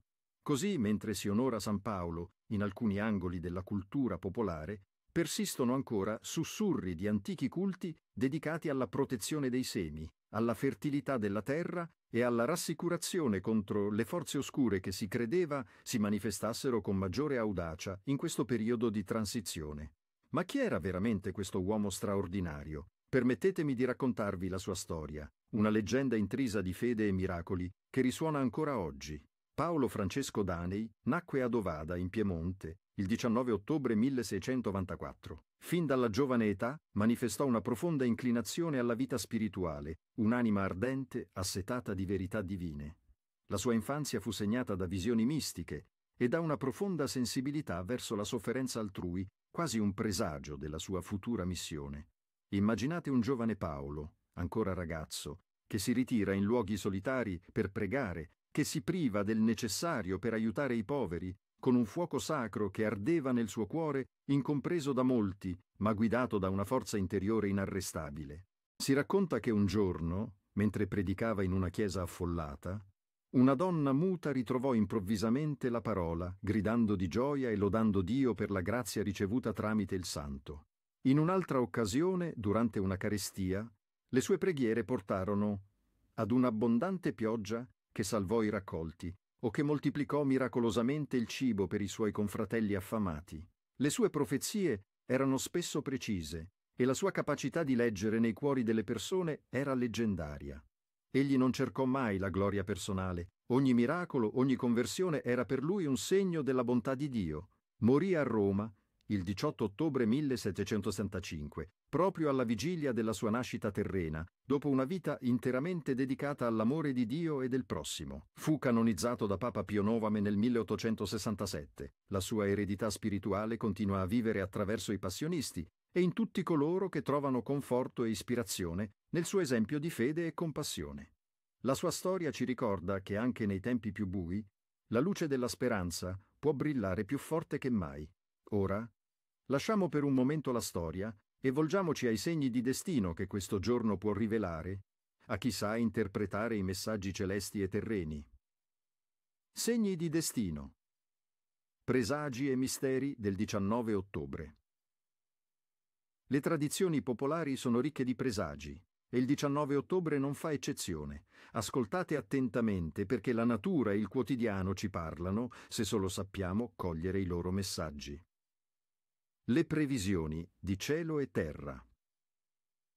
Se il 19 ottobre il cielo è limpido e il sole splende forte. Si dice che l'inverno sarà mite e non troppo rigido, ma attenzione, le tradizioni avvertono di possibili gelate tardive in primavera, quindi non abbassate la guardia sui vostri raccolti futuri. Una pioggia battente in questo giorno preannuncia una neve abbondante e precoce. Se cadono violentemente, portate via dal vento, possono indicare perdite inaspettate, cambiamenti turbolenti o la necessità di accettare ciò che non si può controllare. Sogni di animali? Ogni animale porta con sé un significato simbolico. Sognare un gufo può indicare saggezza nascosta, intuizione acuta o la presenza di un segreto. Un serpente può rappresentare sia guarigione e trasformazione, sia tradimento e pericolo. Un cervo simboleggia grazia, innocenza e vulnerabilità. Prestate attenzione all'azione e al contesto dell'animale nel vostro sogno. Nati in questo giorno. un destino tra fede e intuizione. Coloro che vengono al mondo il 19 ottobre sono spesso anime profonde, dotate di una sensibilità acuta e di una forte intuizione. Possiedono una natura complessa, con un innato desiderio di comprendere i misteri della vita e di esplorare le profondità dell'esistenza. Spesso sono individui estremamente empatici, capaci di percepire le emozioni altrui con una chiarezza sorprendente, il che li rende ottimi consiglieri o figure di supporto. Tuttavia, questa loro sensibilità può anche renderli vulnerabili alle energie negative e ai conflitti. Molti nati il 19 ottobre mostrano una spiccata tendenza verso l'arte, la musica, la scrittura o le discipline spirituali e filosofiche. Sono ricercatori della verità, spesso insoddisfatti delle risposte superficiali e sempre alla ricerca di un significato più profondo. Possono avere una vocazione quasi mistica, un'attrazione verso il servizio agli altri o una profonda fede che guida le loro azioni. Non di rado, la loro vita è segnata da periodi di prova o di sacrificio che però, se affrontati con coraggio, li portano a una maggiore consapevolezza e forza interiore. La loro sfida è trovare un equilibrio tra il loro mondo interiore ricco e complesso e le esigenze della vita pratica senza isolarsi troppo. Accendete la candela bianca, simbolo di purezza e speranza. Prendete in mano il crocifisso e contemplate il suo significato. Concentratevi su una sfida che state affrontando o su una decisione difficile. Recitate con sincerità queste parole o altre simili che vi vengono dal cuore. O San Paolo della Croce, anima ardente di fede, che hai trovato forza nella passione di Cristo, sii la mia guida in questo giorno. Il mio cuore è stanco, la mia mente confusa. Illumina il mio cammino con la tua saggezza, infondi nel mio spirito il tuo coraggio. Aiutami a vedere oltre il dolore, a trovare la pace nella prova. Per la tua intercessione, che la grazia divina mi conceda la forza di perseverare e la chiarezza di scegliere il bene. Amen. Cosa fare dopo? Lasciate che la candela bruci completamente in un luogo sicuro. Riflettete sui vostri pensieri e sentimenti. Siate aperti ai segni e alle intuizioni che potrebbero giungere nei giorni successivi. Conservate il crocifisso in un luogo speciale. 2. Il rituale di protezione e purificazione della casa. Obiettivo: scacciare le energie negative, proteggere il focolare domestico da influssi malevoli e invitare armonia e benedizioni. Cosa serve? Un ramoscello d'olivo, meglio se benedetto, ma non indispensabile, un pizzico di sale grosso, una ciotola di acqua pura, possibilmente piovana o di sorgente. Quando e come condurre il rituale? Al mattino presto, prima che il sole raggiunga il suo zenit o al massimo entro mezzogiorno, sciogliete il sale nell'acqua nella ciotola.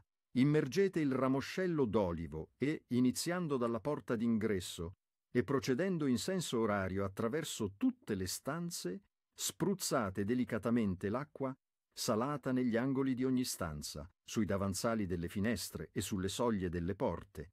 Mentre fate questo, pronunciate sottovoce: per la forza del santo e la purezza della terra, ogni male sia bandito da queste mura. Non prestare sale o pane. Questo è uno dei divieti più antichi e radicati. Prestare sale o pane in questo giorno è come prestare via la propria prosperità e il proprio sostentamento. Si crede che porti a carestie in casa, a difficoltà economiche persistenti e a un vuoto energetico che può durare a lungo.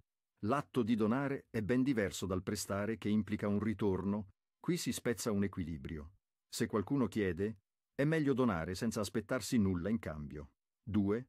Non spazzare la polvere fuori dalla porta dopo il tramonto. Spazzare via lo sporco in questo modo è come spazzare via la fortuna, la prosperità e la protezione della vostra casa. È come aprire una breccia energetica, un invito silenzioso per le entità negative o le sventure a entrare e insediarsi tra le vostre mura mentre dormite, trasformando il vostro focolare in un ricettacolo di malanni e discordia. Spazzate solo all'interno e raccogliete la polvere, ma mai oltre la soglia dopo il calare del sole. 3. Non lasciare piatti sporchi durante la notte. Un tavolo ingombrato da stoviglie sporche è un richiamo per energie stagnanti e negative. Si crede che attragga la discordia tra i membri della famiglia, porti sogni agitati e incubi e possa persino causare piccole perdite finanziarie o rallentamenti negli affari. È un gesto di rispetto verso la casa e le energie che la abitano. 4. Non guardare in un vetro rotto o in uno specchio incrinato. Uno specchio o un vetro rotto è considerato una porta aperta verso il regno dell'ignoto, una distorsione della realtà e, in questo giorno, un potente magnete per la sfortuna e gli influssi negativi. Guardarsi in un riflesso frammentato significa frammentare la propria anima, invitare la confusione e attirare malattie o incidenti. Rompetelo con cautela e seppellitelo, ma evitate di specchiarvi. Divieti finanziari e di lavoro. 5. Pojďme se posunout dál. A 5. zvyk, ten máme doslova neustále v rukou. Je to nekonečné bezmyšlenkovité projíždění obsahu na sociálních sítích. Často si to ospravedlňujeme přáním odpočinout si, vypnout hlavu nebo jenom zabít pár minut. Ale ve skutečnosti si v těchto chvílích neodpočineme. Spíše vháníme svůj mozek do jedné z nejzrádnějších pastí dnešní doby. Uvědomte si, že váš mozek miluje novinky. A ten proud informací na sociálních sítích je jako nekonečný dopravní pás nových podnětů. Každý příspěvek, každé video, každý like, to je malý výbuch dopaminu, hormonu potěšení. Mozek získá svou rychlou odměnu a hned si žádá další. Je to jako rychlé občerstvení pro naše neurony. Rychlé, příjemné, návykové, ale pro náš rozum je to zcela bez výživné hodnoty. A tady je to hlavní nebezpečí. Mozek, zvyklý na takové pasivní přijímání krátkých výrazných podnětů, postupně ztrácí schopnost hluboké dlouhodobé koncentrace. Je to jako kdybychom trénovali sval jen krátkými prudkými záchvěvy. Stane se zcela neschopným na dlouhou, vytrvalou práci. Výsledkem pak je, že přečíst si pár stránek knihy, dokoukat složitý film bez přerušení, nebo se plně ponořit do pracovního úkolu, je najednou velká výzva. Sami si tak svůj mozek učíte být povrchní a roztěkaný. Tussen de 10 en 15 graden Celsius zijn veel vissoorten, vooral roofvis, nog zeer actief. Ze moeten nu eten om energie op te doen voor de winter. Witvis zal zich verzamelen in de warmere, diepere delen van het water. Houd dus rekening met de diepte waarin je vist. Ondiepere baaien koelen sneller af dan diepere plassen. De maanfase, afnemende sikkel. Op 19 oktober 2025 bevinden we ons in de fase van de afnemende sikkel. De maan is ongeveer 27 dagen oud en is voor ongeveer 3 tot 5% verlicht. De nieuwe maan is al op 21 oktober. Hoewel veel vissers geloven dat een afnemende sikkel vlak voor nieuwe maan een periode van wat minder activiteit kan zijn, is dit in de herfst, wanneer vissen zich voorbereiden op de winter. Vaak minder doorslaggevend voor roofvis. Ze moeten gewoonweg eten. Algemene activiteit van de vis. De herfsteetlust. De algehele visactiviteit op 19 oktober 2025 schat ik in als goed tot gemiddeld. Met name voor roofvis. De dalende watertemperaturen en de voorbereiding op de winter zorgen voor een verhoogde eetlust bij snoek, snoekbaars en baars. Witvis zal zich iets dieper en geconcentreerder ophouden, wat ze met de juiste aanpak ook goed vangbaar maakt. De bewolking overdag en de zuidoostelijke windkracht 3 zijn gunstige factoren voor actieve rovers. Dus, mijn vrienden, pak je spullen en ga erop uit. Ik wens jullie alle succes en niet lullen, maar vangen. Vergeet niet dit filmpje te liken, te delen met je vismaten en je te abonneren voor meer van deze prognoses en tips. En vertel me eens in de reacties, wat zijn jullie plannen voor dit weekend? En welke vissoorten hopen jullie te vangen? Deel je tips en vangsten, ik lees alles. A sua cela era muitas vezes apenas uma gruta ou pequeno quarto, onde passava noites inteiras em êxtase, com o coração ardendo em amor divino. Contam as lendas que, durante estas vigões, o seu corpo levitava e uma luz celestial o envolvia, testemunho da sua profunda conexão com o transcendente. Em 1725, após receber a permissão do Papa Bento XIII, Paulo começou a pregar publicamente. As suas palavras não eram apenas ensinamentos teológicos, eram vivas, inflamadas pela sua própria experiência mística e pela compaixão que sentia pela humanidade. Ele falava da paixão não como um evento distante, mas como uma realidade presente, um caminho de redenção e amor.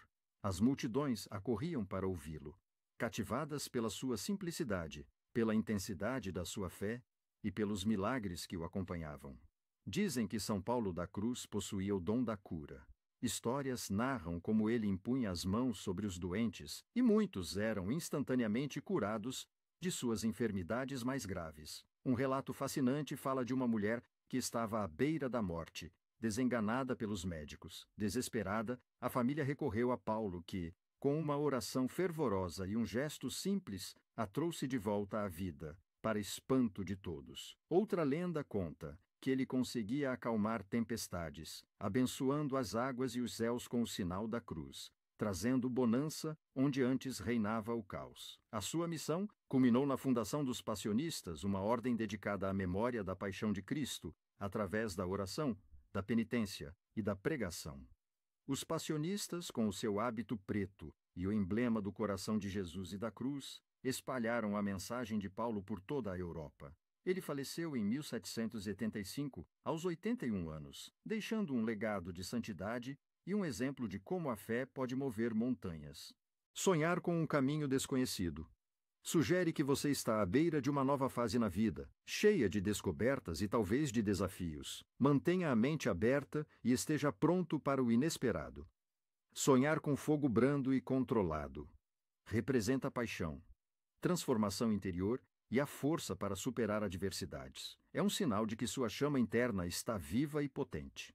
Sonhar com pessoas falecidas. Se a interação é pacífica e amorosa, pode ser uma visita dos seus antepassados trazendo conforto, orientação ou um pedido para que se lembre deles. Se a interação é perturbadora, pode ser um aviso para resolver questões pendentes ou perdoar. Sonhar com frutas maduras e abundantes. Indica prosperidade, satisfação e recompensas pelo trabalho árduo. É um presságio de fartura e alegrias materiais e espirituais. Aqueles que nascem sob a influência do dia 19 de outubro são almas com uma profundidade e uma sensibilidade notáveis, dotados de uma natureza complexa, são frequentemente introspectivos, mas também possuidores de uma força interior que lhes permite superar as maiores adversidades. São indivíduos que tendem a buscar um significado mais profundo na vida, não se contentando com o superficial. Carregam consigo uma aura de mistério, o que os torna fascinantes e, por vezes, difíceis de decifrar. Têm uma intuição aguçada e uma capacidade inata para compreender as emoções alheias, tornando-os excelentes conselheiros e ouvintes.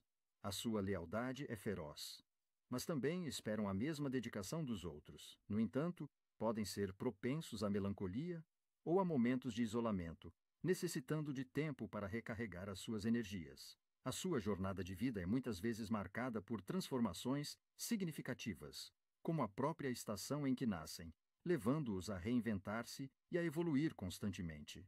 Se aprenderem a equilibrar a sua profunda sensibilidade com a sua resiliência inata, podem atingir grandes feitos e deixar uma marca duradoura no mundo, geralmente em áreas que envolvem a ajuda ao próximo ou a exploração do conhecimento oculto.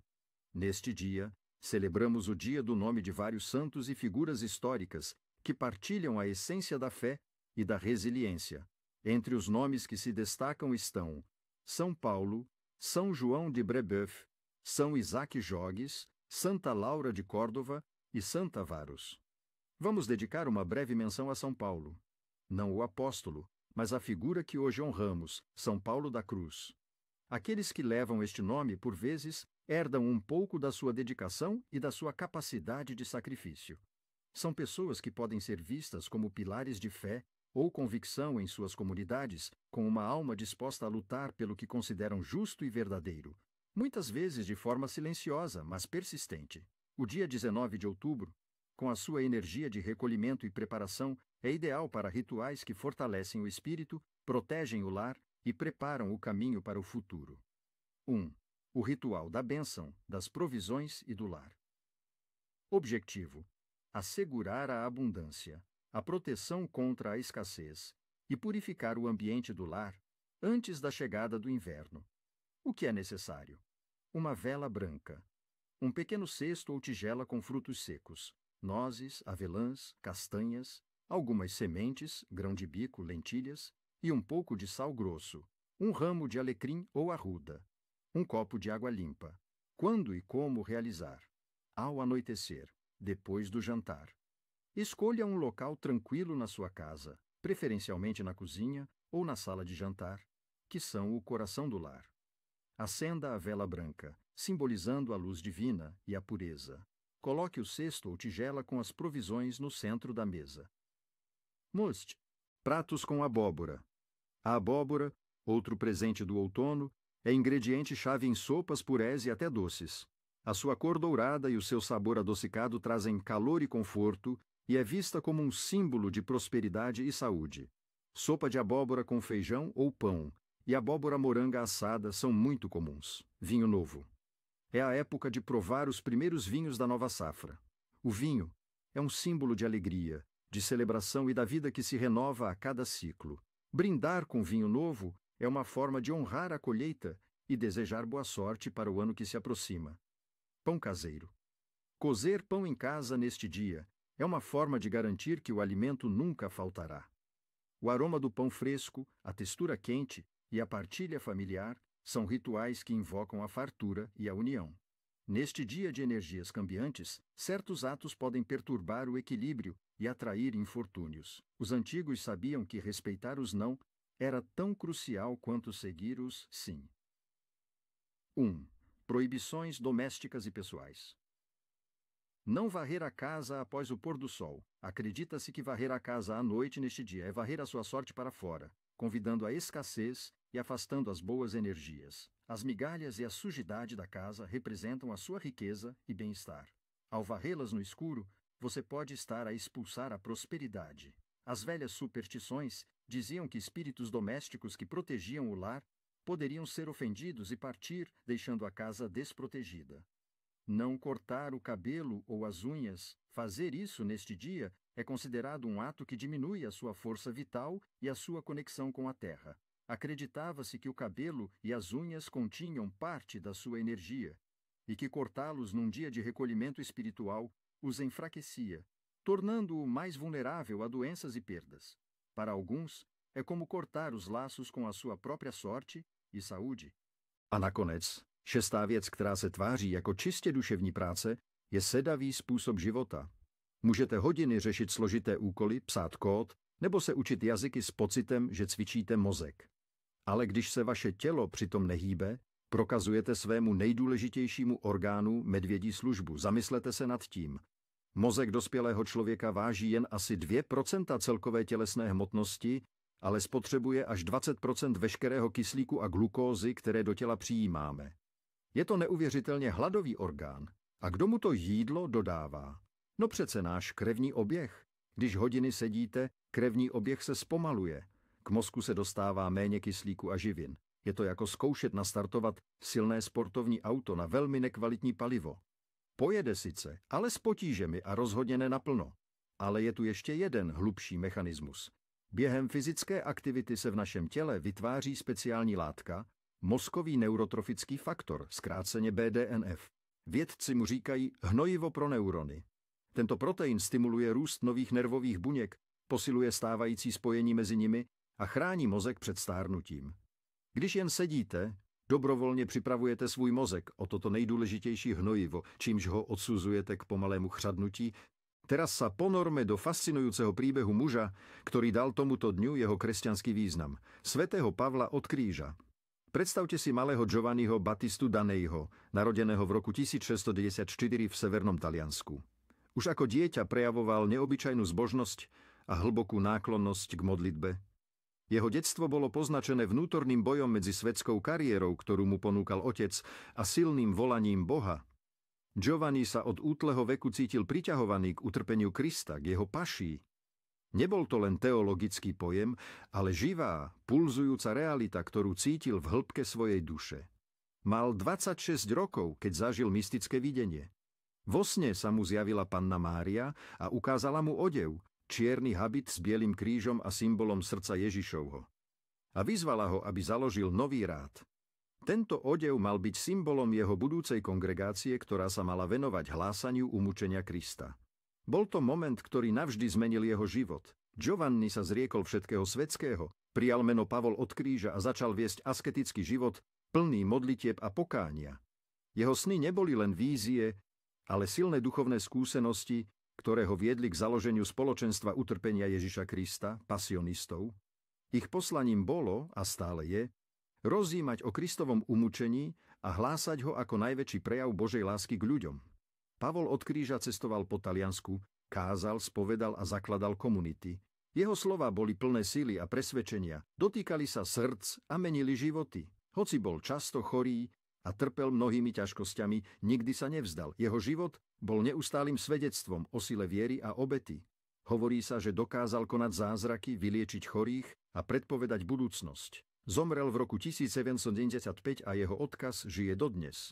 Jeho životný príbeh nám ukazuje, že aj v najtemnejších chvíľach môžeme nájsť zmysel a silu v duchovnej ceste. V tento deň, 19, sľubovala, že zvyšok jesene bude bez veľkých dažďov a zima bude síce chladná, ale suchá a stabilná, bez nepríjemných občasných odmekov. 7. Ak v tento deň padne prvý sneh, zima bude mierna. Skorý ľahký sneh v polovici októbra bol paradoxne znamením miernej zimy. Predpokladalo sa, že prvá snehová prikrývka ochráni pôdu pred hlbokým zamrznutím a udrží teplo. Bratové prímeny pre domácnosť a peniaze. Jen ak sa ti v tento deň pokazí niečo dôležité v dome, čakaj finančné straty alebo nepríjemnosti. Porucha v domácnosti, ako je prasknutá rúra alebo rozbitý nábytok, nebola len náhodou. Bola vnímaná ako varovanie pred blížiacimi sa problémami s peniazmi alebo nepríjemnými udalosťami v rodine, symbolizujúca narušenie harmónie a šťastia. 2. Nájsť peniaze v tento deň je znakom nečakaného zisku alebo požehnania. Ak ste v tento deň našli stratenú mincu alebo bankovku, bol to silný signál od neviditeľných síl. Znamenalo to, že osud vám praje a môžete očakávať nečakaný príjem alebo šťastnú náhodu, ktorá zlepší vašu finančnú situáciu. 3. Nechať dvere otvorené po západe slnka. Priťahuje chudobu a zlé duchy. Po zotmení sa verilo, že sa aktivujú rôzne entity. Otvorené dvere po západe slnka boli považované za pozvánku nielen pre zlodejov, ale aj pre chudobu a negatívne energie, ktoré mohli preniknúť do domu a priniesť nešťastie. 4. Ak niekto klopí dvere na kurníku, ochrana pred líškou a zlými duchmi, bol to rituálny akt, ktorý mal zabezpečiť ochranu domáceho vtáctva pred predátormi aj pred magickými útokmi. Verilo sa, že zaklopať na dvere symbolicky znamená uzavrieť ich pred všetkým zlom. 5. Dávať si pozor na sľuby. Nesplnený sľub na svätého Pavla prinesie smolu. Tento deň mal duchovnú váhu. Akékoľvek sľuby dané alebo prijaté boli považované za posvätné. Uršuľa, meno latinského pôvodu, odvodené od slova urza, čo znamená medveď. Uršule sú známe svojou silou, ochrannými inštinktmi a odolnosťou. Sú to často líderky, ktoré sa neboja postaviť za tých, ktorých milujú. Majú pevnú vôľu a sú nezlomné. Teraz prejdime k tomu, čo je potrebné robiť v tento deň jesti, aby ste si zaistili šťastie, ochranu a požehnanie. Tradície a rituály, čo je potrebné robiť. Naši predkovia vedeli, že niektoré dni si vyžadujú špeciálnu pozornosť a dodržiavanie rituálov, aby sa zabezpečil pokoj a prosperita. 19. október je jedným z takýchto dní, kedy sa vykonávali dôležité obrady. Prvej, rituál očistý domova, pred zimou a duchmi. Cieľ – ochrániť domov pred chorobami, smolou a nežiaducimi duchmi počas dlhých zimných mesiacov. Verilo sa, že so skracujúcimi sa dňami sa zväčšuje vplyv temných síl a je potrebné domov zabezpečiť. Čo budete potrebovať? Nová metla, alebo dobre používaná a čistá, hrst soli, sušené bylinky, borievka, šalvia, ľubovník bodkovaný, to, čo ste nazbierali v lete a usušili, miska s vodou a prípadne svetená voda. Kedy a ako ho vykonať? Začnite ráno. Otvorte všetky okná v dome, aby sa mohol dovnútra dostať čerstvý vzduch a odísť stagnujúca energia. Metlou dôkladne pometajte od najvzdialenejších kútov domu smerom k hlavným dverám. Predstavujte si, že s každým záťahom metly vymetáte z domu všetku negativitu, nešťastie a chorobu. Nezabudnite metať aj za dverami a na prahoch. Po zametaní rozsypte štipku soli do každého rohu miestnosti a na prahy dverí. Sol je prastarým ochrancom pred zlom. Potom vezmite sušené bylinky a zapalte ich. Nechajte tlieť a kadidlom prejdite s dymom všetky miestnosti, najmä pri oknách a dverách. Dym byliniek má očistnú a ochrannú moc. Nakoniec môžete pokropiť každý kútik domu svetenou vodou, recitujúc modlitbu za ochranu domova. Trítavy, to pákan, čo sa v tento deň nesmelo robiť, aby ste na seba neprivolali nešťastie a nenarušili rovnováhu. Hlavné zákazy dňa, čo sa nesmelo robiť. Naši predkovia verili, že ignorovanie určitých pravidiel v takýto prechodový deň, akým je 19. október, môže mať vážne následky. Tieto zákazy neboli len poverami, ale hlboko zakorenenými zásadami, ktoré chránili komunitu a jednotlivca pred nešťastím. Kategória. Domácnosť a práca. Jednak neperte a nevyšívajte v tento deň. Mystická príčina a následky. Verilo sa, že akákoľvek namáhavá práca spojená s vodou, ako pranie alebo s niťou ako vyšívanie, môže narušiť pokoj duší predkov, ktorí sa v tomto období vracajú k svojim domovom.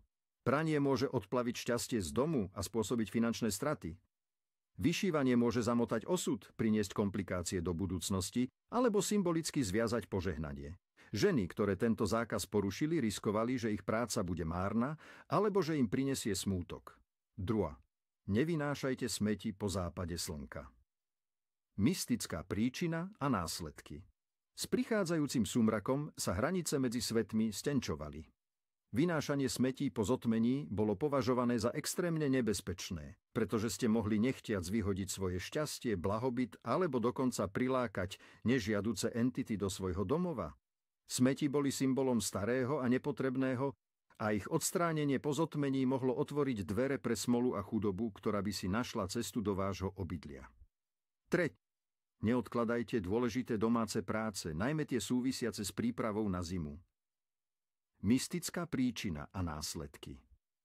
Tento deň je časom prípravy.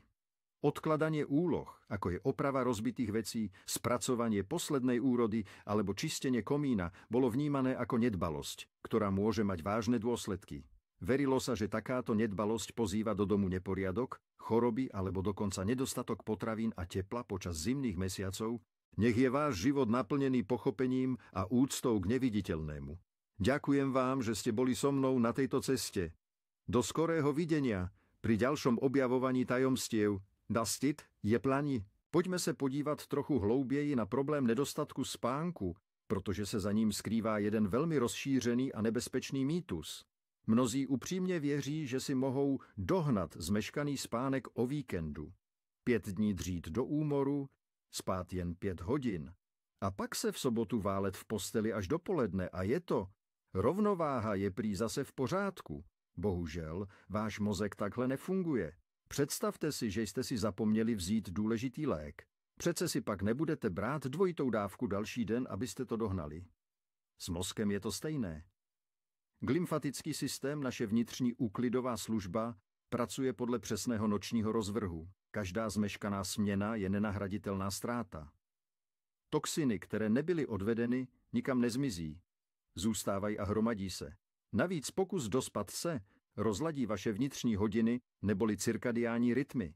Výsledkem je, že v neděli večer se vám hůře usíná a do nového pracovního týdne už vstupujete s nedostatkem spánku. Vzniká tak začarovaný kruh, takže mozek není žádný bankovní účet, kde byste mohl splatit dluh. Je to zahrada, která potřebuje každodenní péči. Lasst eure Köder ruhig etwas langsamer führen. Der Hecht ist zwar hungrig, aber nicht mehr so agil wie im Sommer. Weiter geht's mit dem Zander, dem mysteriösen Stachelritter. Der Herbst ist auch für ihn eine hervorragende Zeit, besonders wenn sich die Wassertemperatur im Bereich der 10-Grad-Marke bewegt. Wo suchen? Konzentriert euch auf tiefere Gewässerbereiche, zum Beispiel vor Staumauern, in Hafeneinfahrten oder an Ausläufen von Seen. Sucht nach Unterwasserstrukturen und Kanten, wo sie Schutz und Nahrung finden. Das A und O ist, die Schwärme zu finden. Auf was angeln? Hier sind 15 Zentimeter lange Gummifische jetzt keine Seltenheit. Führt sie dicht am Grund mit einer Jig-Montage oder als Faulenzer-Methode. Auch tote Köderfische am System, etwa eine Laube oder ein kleines Rotauge, sind hochattraktiv, besonders bei trübem Wasser oder wenig Licht. Versucht es auch mit Tauwürmern, wenn die Zander auf kleinere Beute gehen. Und eine kleine Geheimtipp: Die größeren Fische beißen oft erst nach Sonnenuntergang. Und natürlich dürfen wir den Barsch nicht vergessen, den gestreiften Räuber. Der Herbst ist auch für ihn eine fantastische Zeit. Sobald die Wassertemperaturen in den einstelligen Bereich fallen, sammeln sich die Barsche in großen Schwärmen in tieferen Zonen. Wo suchen? Ähnlich wie beim Zander findet ihr sie in tieferen Bereichen, an Kanten und Strukturen. Auch hier gilt, wo ein Barsch ist, sind oft viele. Auf was angeln? Kleine Gummifische, Twister, kleine Wobbler oder Chatterbaits sind jetzt perfekt. Auch Dropshot-Montagen mit Naturködern oder kleinen Imitationen können Wunder wirken. Achtet auf kleine Futterfischschwärme. Dort sind die Barsche meist nicht weit. Kommen wir zu den Bedingungen, die uns der 19. Oktober 2025 beschert. Die Lufttemperatur wird sich tagsüber zwischen -1 Grad Celsius und 9 Grad Celsius bewegen, nachts kann es bis auf -1 Grad abkühlen. Bis zum nächsten Mal. Bleibt gesund und habt eine tolle Zeit am Wasser. A teď se pojďme vrátit ke stresu a podívat se na něj z dalšího, opravdu nepříjemného úhlu. Už víme, že chronický stres poškozuje hypokampus, ale má ještě jeden zrádný účinek. Doslova vypíná tu nejrozvinutější a nejlidštější část našeho mozku. Mluvíme o prefrontální kůře. Prefrontální kůra je náš vnitřní generální ředitel. Odpovídá za plánování, přijímání uvážlivých rozhodnutí, sebekontrolu a racionální myšlení. Když je mozek ve stresovém režimu bojuj nebo uteč, domnívá se, že teď není čas na dlouhé přemýšlení. Potřebuje jednat rychle, instinktivně. Proto přesměruje všechny zdroje od přemýšlející prefrontální kůry k primitivnějším emocionálním centrum, jako je amygdala. Co to znamená v praxi? Znamená to, že ve stavu stresu se stáváme impulzivnějšími, podrážděnějšími a náchylnějšími k riziku. Právě proto se po těžkém dni častěji vybouchneme na své blízké, sáhneme po nezdravém jídle, alkoholu nebo bezmyšlenkovitě utrácíme peníze. Náš generální ředitel je dočasně mimo provoz a začínáme dělat špatná rozhodnutí, která stres jen posilují, čímž uzavíráme tento ďábelský kruh. Con il raffreddamento dell'acqua dolce, il luccio abbandona i fitti canneti estivi e si sposta verso l'acqua aperta per cacciare attivamente. Nei laghi e nei grandi canali del centro-nord, con temperature dell'acqua intorno ai 17 gradi Celsius, cercatelo lungo le spaccature del fondale o in prossimità di strutture sommerse. Lo spinning pesante è la tecnica vincente. Usate esche più voluminose come grossi jerkbait o spinnerbait dai colori accesi per stimolarlo. Non abbiate paura di lanciare artificiali grandi, il luccio in questo periodo è un vero predone. Per gli amanti della pesca a fondo, l'orata è ancora una preda molto interessante. Sta accumulando riserve di grasso prima di spostarsi in profondità per l'inverno. La troverete sul fondo, specialmente in presenza di mare calmo e temperature favorevoli come quelle previste per il centro-nord. Consigliatissime le zone sabbiose o miste a roccia, non troppo lontane dalla costa. Usate il surf casting o la pesca a fondo con esche naturali, vermi marini come la renicola o il bibi, oppure strisce di calamaro. La marea montante che porta cibo e ossigeno sarà la vostra alleata più preziosa. Infine, non dimentichiamo la carpa. In questo periodo, nelle acque interne, si mantiene sul fondo. La tecnica del feeder fishing è perfetta in fiumi e laghi, specialmente dove le temperature dell'acqua sono in graduale calo. La carpa in questo periodo è concentrata sul nutrimento. Cercate le zone con corrente più lenta o le buche profonde. Mais, pellet e boilies dolci sono le esche che faranno la differenza. Una pasturazione costante ma non eccessiva attirerà i branchi. Analisi delle condizioni. La meteo. Come vi dicevo, amici, il 19 ottobre 2025 vede un'Italia divisa. Il pesce sarà concentrato sul nutrimento e meno stressato. Per il sud e le isole, a causa del maltempo, la pesca sarà difficile o praticamente assente. Il pesce sarà in stress a causa dei bruschi cambiamenti di pressione e delle forti piogge, cercando riparo in profondità. Quindi, amici, il mio consiglio è uno solo. Se siete nel centro-nord, preparate le canne, controllate le lenze e via in riva all'acqua. Per i nostri amici del sud, magari un weekend di preparazione e riorganizzazione dell'attrezzatura sarà più saggio. Bene, pescatori, è tutto per oggi. Spero che queste dritte vi siano utili per le vostre prossime avventure. Mi raccomando, lasciate un bel mi piace se il video vi è piaciuto, iscrivetevi al canale per non perdere i prossimi pronostici e attivate la campanella. E fatemi sapere nei commenti, voi su cosa punterete questo weekend. Quali sono i vostri spot preferiti in ottobre? Nikoda ni squam, amici, e alla prossima. Ale který z těchto faktorů je ten nejzákeřnější? Nedostatek spánku? Stres? Cukr? A právě tady je ten hlavní zvrat. Nejškodlivější zlozvyk, který pomalu ničí váš mozek, není žádný z nich sám o sobě. Je to jejich kombinace, která funguje na autopilota. Je to zvyk nevšímat si, jak žijete. Když se nevyspíte, sáhnete po sladkém, abyste získali energii. Nával cukru vyvolává úzkost, což zesiluje stres. Ve stavu stresu nemáte sílu na povídání si ani na sport a hodiny bezmyšlenkovitě projíždíte internet. Nejsou to jednotlivé problémy, je to jeden obrovský systém, začarovaný kruh, ze kterého se zdá, že není cesty ven. Uvědomění si, že tyto zvyky jsou vzájemně propojené a navzájem se živí, je prvním a nejdůležitějším krokem k uzdravení vašeho mozku. Nakonec se všechno točí kolem uvědomělosti. Váš mozek má úžasnou schopnost regenerace, pokud mu dáte šanci. Nemusíte měnit všechno hned. Začněte s málem. Jděte spát o 15 minut dřív, nahraďte jeden zákusek ovocem, projděte se pěšky místo jízdy autobusem. Tyto malé kroky časem prolomí ten začarovaný kruh. Děkuji, že jste se na toto video podívali až do konce. Pokud pro vás bylo užitečné, dejte mu to se mi líbí a přihlaste se k odběru kanálu, abyste nezmeškali nové díly. A teď otázka pro vás. Který z těchto zvyků pro vás byl ten nejvíce překvapivý nebo nejaktuálnější? Napište nám do komentářů, pojďme si o tom popovídat.